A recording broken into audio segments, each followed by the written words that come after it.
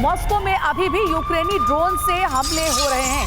तो ये बड़ी जानकारी मिल रही है। हमले अभी रुके नहीं हैं, बल्कि मॉस्को में अभी भी यूक्रेनी ड्रोन से हमले लगातार जारी है। शरदेंदु सर, देखिए, ऐसा लग रहा है कि ज़ेलेंस्की लगातार उकसाने का काम करे पुतिन को। अभी भी हमले रुके नहीं हैं। अब आगे क्या होगा?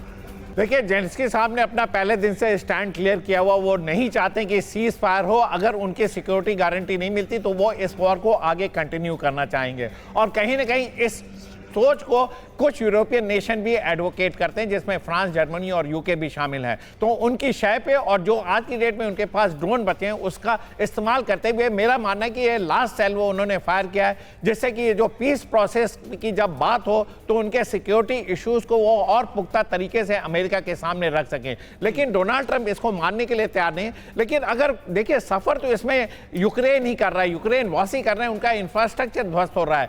रशिया के ऊपर इस तरीके के अटैक हुए, उनके साथ पे बिल्कुल। हालांकि शरदेंदु सर, सवाल यही कि क्या ये जो बात है वो ज़ेलेंस्की समझ रहे हैं, मान रहे हैं या फिर नहीं मान रहे? और ये जो हमला हुआ है, क्या ये जो लंदन समिट हुई वहां से जो पुशअप मिला है यूक्रेन को, उसका नतीजा है?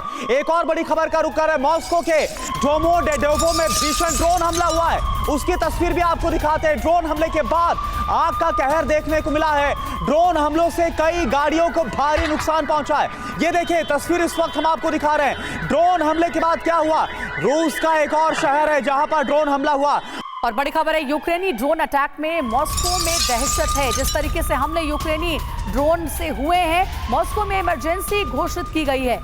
तो देखिए, हालात को देखते हुए फिलहाल मॉस्को में इमरजेंसी घोषित की गई है। यूक्रेनी ड्रोन से एक के बाद एक अटैक हो रहा है। मॉस्को में दहशत फैली हुई है और अभी भी हमले रुके नहीं हैं, बल्कि अभी भी यूक्रेन की ओर से हमले लगातार किए जा रहे हैं। जो जानकारी सामने आ रही है, ये एक्सक्लूसिव तस्वीरें TV9 भारतवर्ष आपको दिखा रहा है। और इसी हालात को देखते हुए मॉस्को में फिलहाल इमरजेंसी की घोषणा की गई है।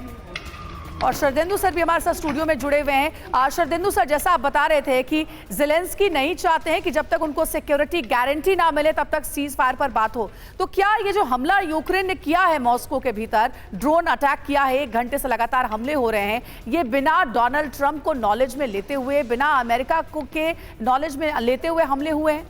देखिए, मेरा मानना है कि ज़ेलेंस्की ने जो ये हमला किया है ये अमेरिका की नॉलेज में नहीं था, लेकिन बाकी जो यूरोपियन नेशन है उनको जरूर उसकी जानकारी रही होगी। और मेरा मानना है कि अब रशिया जो है वो चुप नहीं बैठने वाला। इस तरीके का जो सरप्राइज अटैक हुआ, देखिए रशिया ने बिल्कुल ऑफ गार्ड पकड़े गए, लेकिन उनका एयर डिफेंस सिस्टम काफ़ी मजबूत था। देखिए, काफ़ी हद तक उन्होंने तमाम यूवीज को डिस्ट्रॉय किया, लेकिन कुछ जरूर अपने टारगेट तक पहुंचने में सफल हुए हैं, जिससे इस तरीके की सिचुएशन मॉस्को में हुई। ये बहुत बड़ा सेटबैक है पूरे पीस प्रोसेस में। और मैं आगे आने वाले दिनों में देखता हूं कि यूक्रेन को इसका बड़ा हैवी प्राइस पे करना होगा।